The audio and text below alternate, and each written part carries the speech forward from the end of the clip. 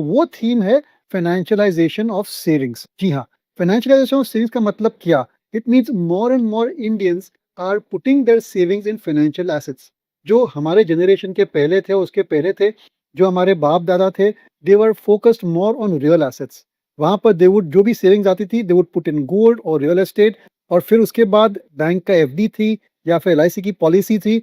So those were the main avenues of savings. Savings ज्यादातर physical assets में जाती थी या फिर बैंक डिपॉजिट्स में जाती थी। लेकिन पिछले सालों में धीरे धीरे over the last several decades, ये जो इंडियन पब्लिक है, इंडियन हाउस होल्ड है, they are investing more and more money in financial products.